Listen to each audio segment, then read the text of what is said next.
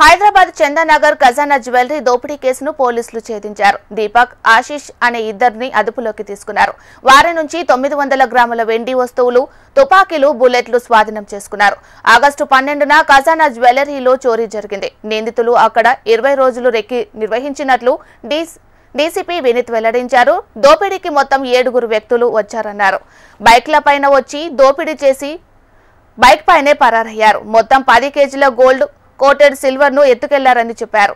ఈ ముఠా గతంలో కోల్కతా, బీహార్, కర్ణాటకలో దోపిడీలకు పాల్పడినట్లు గుర్తించామన్నారు. జ్యువెలరీ షాపు వారు సెక్యూరిటీ పెంచుకోవాలని డీసీపీ వినీత్ సూచించారు. ఆ 7 పీపుల్ ఐడెంటిఫై అయ్యారు. దాంట్లో ఇద్దరిని అరెస్ట్ చేశాం. కస్టడీ నుంచి మనం ఒక 900 grams of items, silver items which are gold coated, దాన్ని తీసుకోవడం జరిగింది, సీజ్ చేశాం.